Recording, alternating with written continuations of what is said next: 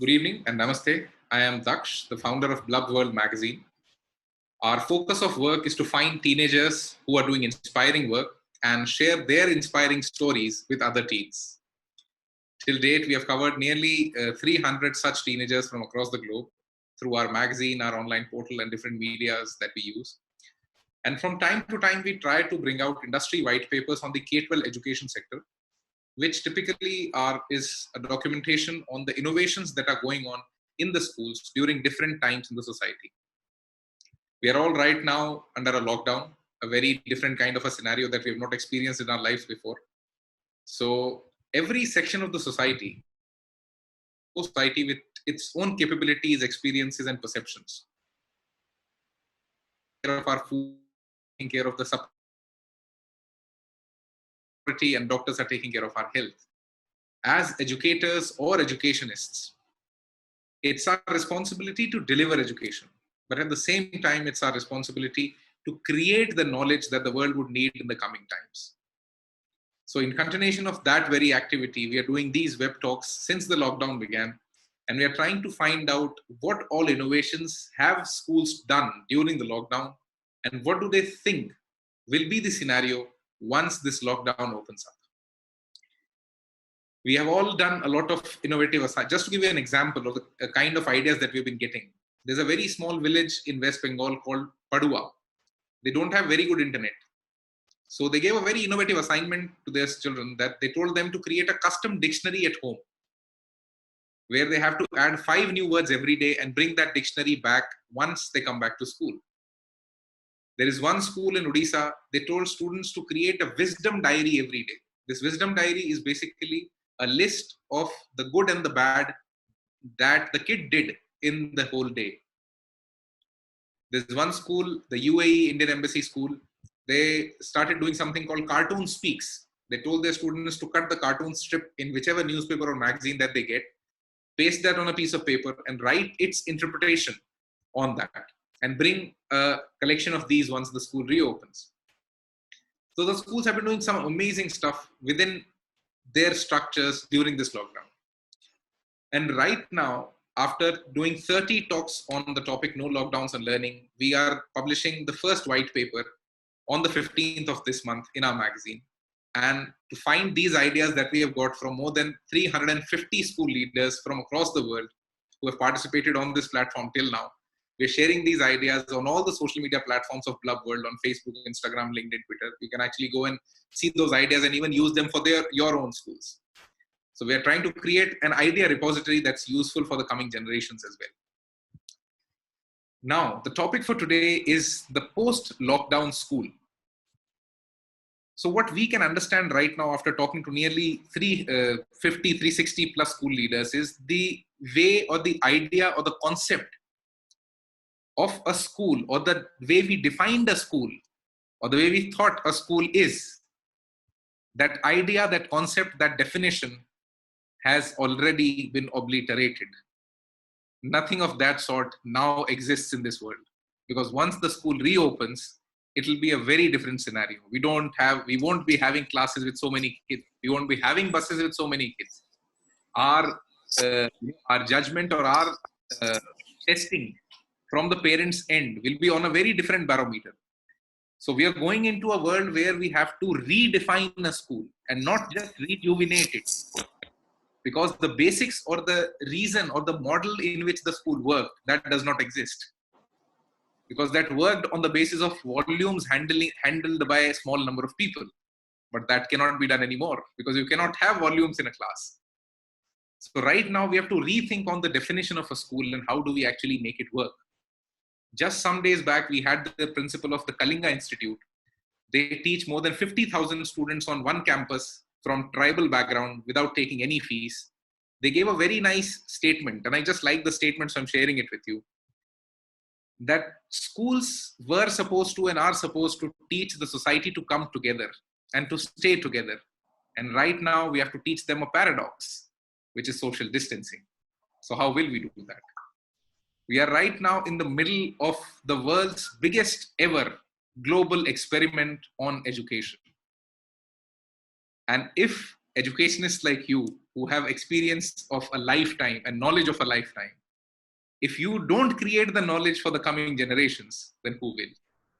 At this point, you can actually test every single thought that you ever had that can be implemented within your school or the models or the schools around you. This is the time to test that and validate that whether is it scalable or not.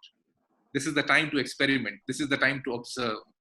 Because once this lockdown gets over, the school will be the focus of the society. Corona has a lot of disease hotspots. But what we think after talking to so many people, the school will be the immunity hotspot, because you will be the one who will be driving awareness in the whole society, because a child is the best brand ambassador for any awareness.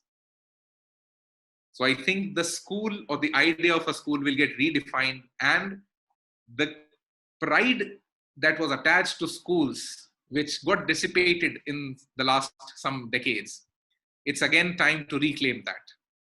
And let's see what amazing ideas that you people have on the post-lockdown school. And let's see what you can share with us. So once again, welcome everybody to the Blub World Web Talks 37th edition. And thank you so much for taking out the time and for being with us. Let's now first hear it from Shakuntala ma'am. Shakuntala ma'am, over to you. For the next 3 minutes, you can unmute your audio.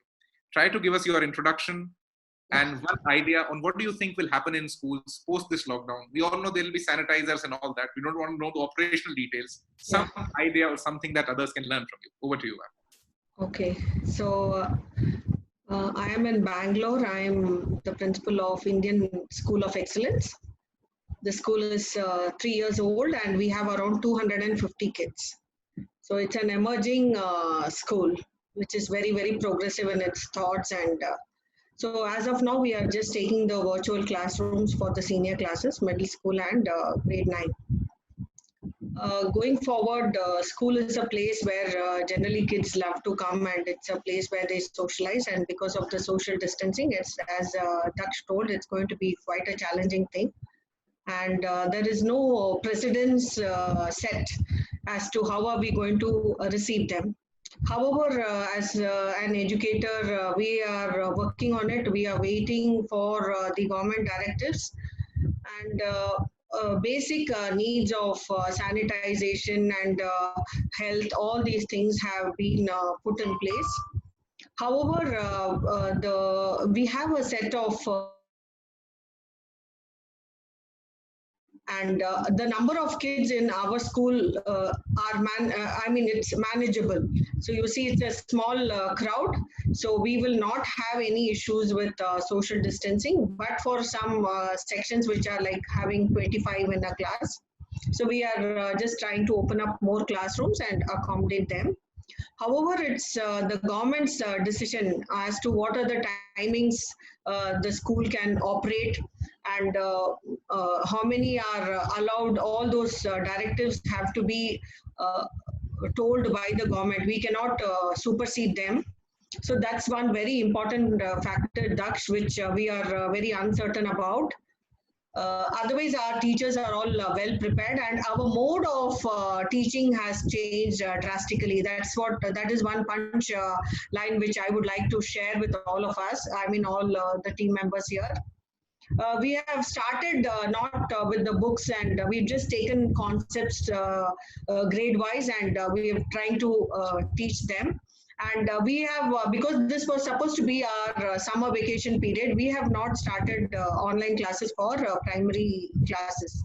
It's only for the senior sections we have started. However, once it reopens, we are planning to have a combo of online classes and also of the classes, their regular classes.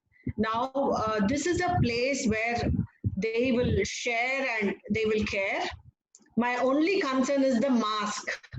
Mask is a concern where my emotions are going to be closed, and what the kids have, emotions of the kids are also going to be closed. So that is the only challenge which I am not able to crack as of now. And if we have any of our members here who can give me a solution for that, that would be a wonderful idea, because the teacher will also be wearing a mask now. We have all often told them to share and care.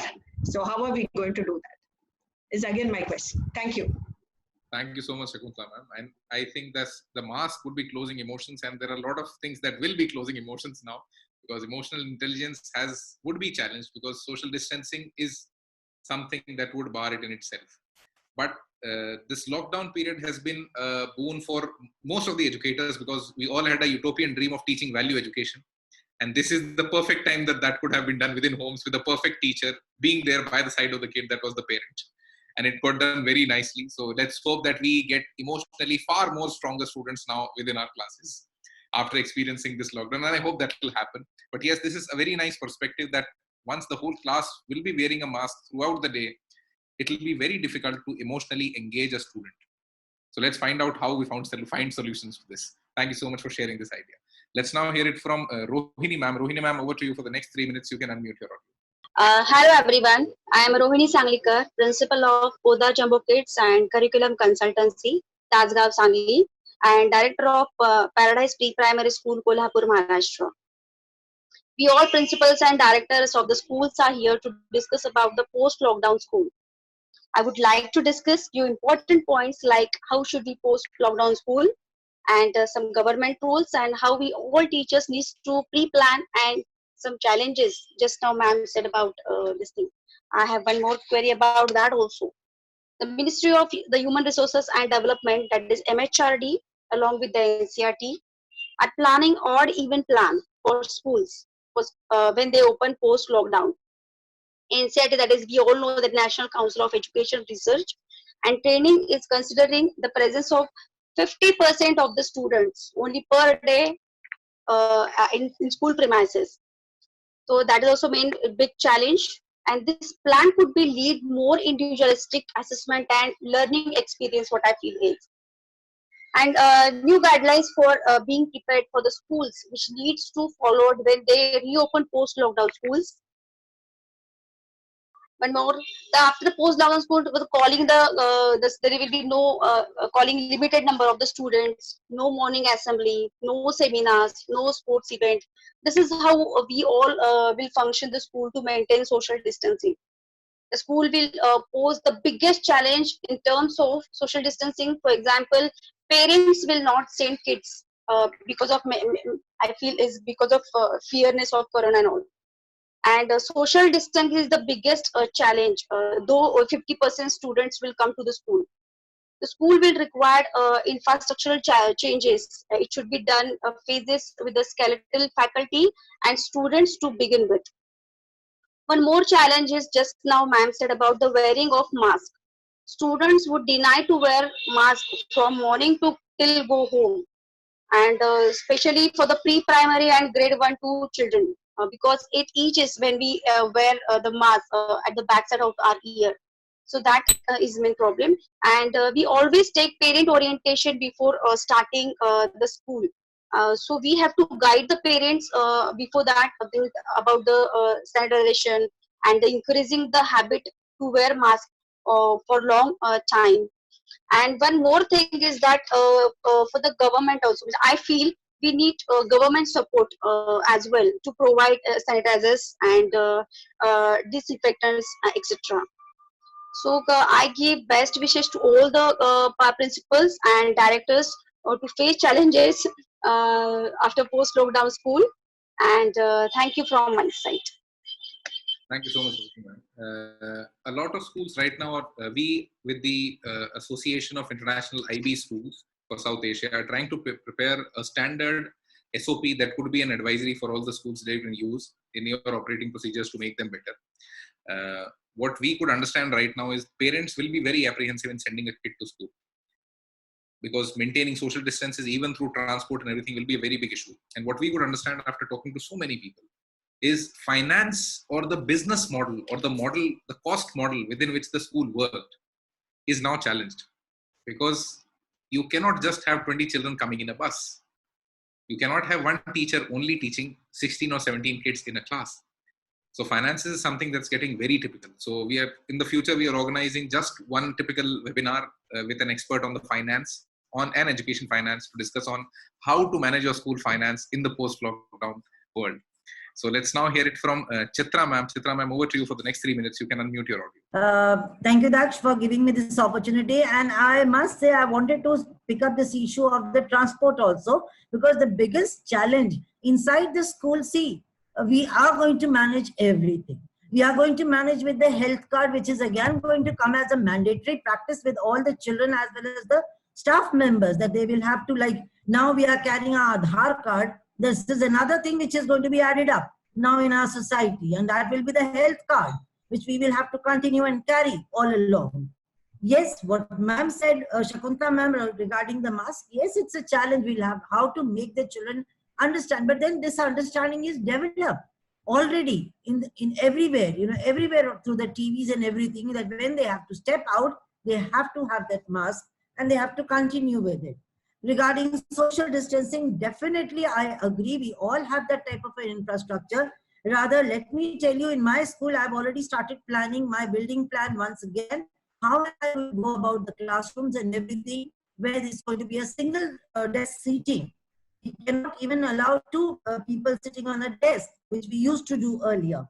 But at the same, the bigger challenge is going to be in the dance room, the activity room, the drawing room, where the art and craft take place. Or maybe the music lessons are going to take place. That's where the biggest challenge is going to come. We have to prepare, we have to put all our innovations, all our thinking plans, and how geometrically we can be fitting our children, what can be the layout of our classrooms. Again, there's lots and lots of thoughts to be taken into it. But the biggest challenge is going to be the transportation, because children have to reach the school on time, and then the numbers. How many more buses? Definitely, with all this fees coming up again, the issue, parents not giving fees, misunderstanding the concept. Now every month, earlier it was quarterly. We were giving the calls to those defaulter parents. Now it's going to be a monthly practice to give a call to the parents for the fees. There's going to be one group of admin staff totally devoted to this job, because that is, again, finances is a big issue. But then in that case, how many trips to be repeated for the transportation? There are those things, but I'm still very, very hopeful, because when this situation came, nobody in the mankind was aware of it and nobody was prepared for it. It suddenly dropped into our lap. And have we all faced the challenge? Have we all educated ourselves? Have we all come up with these things? There are, of course, so many principals, directors sitting over here all across the country. They also know how many teachers were really challenged when it came to internet or handling the technology. Have they all also overcome, and have they also managed to learn how to create those lessons, and they have come out of those challenges? I'm surely hopeful. Thank you, sir. I'll be just concluding. I'm hopeful we'll be able to do that. Thank you so much, ma'am. There is one very important element in the whole school segment, which is the teacher. A teacher or a teaching job won't be a half-day job anymore. If you want to run a school in 2 shifts, it might be a full-day job now. So we'll all have to again think on the HR policies that we have and the kind of skills that we want in a teacher. Because in the post-lockdown world, or the post-COVID world rather, we would need a very different kind of a teacher. We'll discuss more on this in the coming times. Let's first hear it from J.K. Agarwalji. Agarwalji, over to you for the next 3 minutes. You can unmute your audio. Thank you so much. After having heard so many learned people, I am really falling short of words, and there are not much which has been left. In fact, but see, I consider it as a blessing in disguise rather, because sometimes, what I have been observing over the years, that discipline part was a little, it was something where we had to work, we had to somehow, every time you are trying to explain children and behavior model and all the other things. But now the corona, it is going to play a very big role in maintaining discipline. This is what I think, that because they will have to be disciplined, otherwise they know the reality, even though they are immature minds, but they know the reality that even the big countries, developed countries are suffering, well-educated people are suffering because they couldn't take care of it. So, see, I know that this is going to prove to be a blessing in disguise in maintaining discipline. And of course, many times I have seen students were not maintaining proper hygiene. They were coming from sports and doing all kind of stuff. They were eating their tiffins from each one another's tiffin. So all these problems by and by, because they may be immature minds, but of course they will understand that these things will by and by go away. As far as the post-lockdown schools concerned, uh, of course, a quality education will start taking place. My school, of course, it's a small school, and again, I have 200 odd students and 15, 16 children in every class. But the schools which have crowded themselves so much with 60, 70, 80 students, and that too, like just a big compromise on their quality of education, which again, there will be some quality education, because they will have to cut down their number. They cannot make 70 students sit in a class which is actually for 50 or 40 students only. So some quality is going to happen. So my theme, my point of talk is what actually I think is, it's a blessing in disguise. Of course, there will be a vaccine today or tomorrow or in a month or 2 or 3, but then we have something in blessing in disguise. Of course, some lives are lost throughout the world. I feel sorry for them, but yeah, something good is going to happen for sure. Thank you so much. Thank you so much, sir. There will be absolutely a lot of improvements in the whole education system that we see right now. And I think a very nice perspective you added with saying that discipline will now be, coming from within the student, because he'll be trained for that, and you might not have to force discipline on him anymore. And yes, personalized learning is something that will happen, because we're all seeing a lot of changes happening in education right now. There'll be a lot of blended learning happening, some online, some on ground. Let's see what happens. Thank you so much for sharing your perspective with us. In every talk, we try to bring somebody who's a little away from the school sector. We try to bring either a higher education guy or an edtech guy, or somebody who gives us a bird's eye view, or somebody who's from outside the sector. So today we have Vivek sir with us. Vivek sir, over to you for the next 3 minutes. Please try to give us your introduction and then some ideas on the post. Yes, sure. Thank you, Dax. Am I audible? Yeah, thank you. So this is Dr. Vivek Nanoti, and I'm principal of one of the engineering colleges, and into last 28 years into engineering education, and done a lot of innovations, and mentor to many schools, CBSE and schools, and then I've been handling a lot of such issues. I have it's fantastic to listen all the views. So I will not repeat any one of them. They were very real issues. But the another issue which I have been currently adopting is about adaptability of online teaching learning process by teachers itself. So adaptability has become a big issue. So very first thing, like flipped classrooms and blended classroom, like Rohini has very well said, that there will be even odd. Students will have to come one day to school and one day they will learn at home. So learning from home, studying from home is not an easy task, because though we are using some technology, technologies in the classroom, but teaching, learning process, shifting to online has a lot of challenges. So teachers need a lot of training. That is one thing which I am looking forward for, that teachers are not ready. They are not adaptable to the teaching learning processes. They have a very different kind of emotional connect to the students. Unse rishta bana lo, and then they will connect. So it will not happen now because of this mask and all. So friends, ensuring learning without or rather very less emotional support is the biggest challenge. Overcoming the challenge of adopting cheating learning online is the biggest challenge. Second, physical infrastructure and logistics. Of course, schools will definitely, develop something. They will put some finances, additional finance. But what about the logistic and infra-logistic challenges at students' side? They may not have may not have a good laptop and this thing. So alternate day, if they want to learn at home, that is the biggest concern, because that even I am feeling at my engineering institution also, that there are many students who have not a good internet speed, not download speed, upload speed, understanding the apps and the adaptability to the all technological learning apps. These are the biggest challenges. So I have recently conducted a seminar for 1,000 principals and teachers, wherein we only discuss the overcoming the challenges of this adaptability. So adaptability is very important thing. Perfect blend of developing a perfect model of online and offline. It's not a joke. teacher would have to create their own self-made e-content, which is again a big challenge. You need to develop your own self e-content. You cannot copy YouTube. There are thousands of, every topic is flooded with YouTube. We don't want that because students are not adaptable to all those contents. They are interested in teachers learning. So teacher have to develop their own e-content. It is again a big challenge. And for, I'll say, every topic which they want to learn, they will have to distribute what? They'll have to distribute what skill they have to use, what media they'll be using. Will that be on online? Will that be on offline? What method they will adopt? The teamwork, this, that, which ICT tool for which topic. There has to be a very micro teaching learning observations are to be made and they are to be taught again. And for a complete revamping and success and ensuring quality learning teaching learning process, evaluation is another big challenge. So that is also a big challenge. But then yes, we as an engineering institution, we are trying hard and training taking up a lot of trainings and webinars on this agenda, and we'll definitely come out with some good solution. Thank you so much for having me here. Thank you, Dakshin.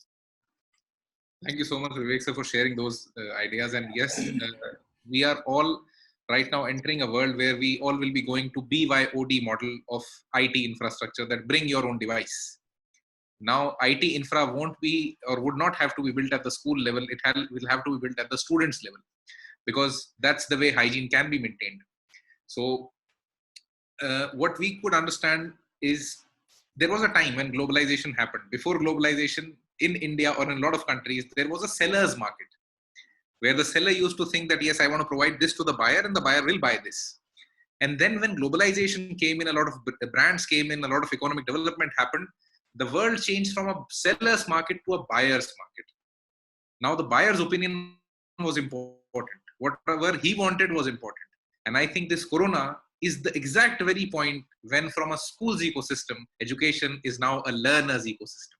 You'll have to keep him in the center and only think around him. The biggest challenge that we will be facing in the coming times is the kind of a teacher that we want in a classroom. Because during this lockdown, the characteristic of the student that you had in your class and the teacher you had in your class doesn't exist anymore. They have evoluted, they have changed. Their behaviors have changed. Their engagement models or modules or modes have changed. So once we need a new classroom, the dynamic has to change. A teacher cannot be a teacher anymore. He will have to be a super media guy. He'll have to be a super camera friendly person. He'll have to be a very great observer of students, because of two things or two, I'm simply leaving you with these two food for thoughts before this comes to an end, so that when we meet next, I can have some more better ideas coming in from you. So the first observation that we want to share with you is, you will now have to think about the future teacher and at the same time, your current teacher's future. Because these two will simultaneously run. Either do a lot of skill development with the people you have, or get super skilled people into the ecosystem. What do you want? And what do you think will be an amazing model for you in the coming times? A teacher will now have to be more of a guide, because content delivery is no more a skill. Technology can do that very easily. A teacher will now have to be more of a facilitator, an observer, and who can actually perceive what a student wants. Because the biggest thing that a teacher adds to a classroom is personalization of education for those 60, 70 kids that he has in the class. And you have right now shifted every single kid from one-to-many learning model to one-to-one learning model, because online is one-to-one. And how would you get them back is something going to be a big challenge that you have to think on. I'm just posing challenges so that, you can have some more ideation on these. And the second and the most important thing, every single skill or knowledge that you give to a kid is for his employability and his secured future.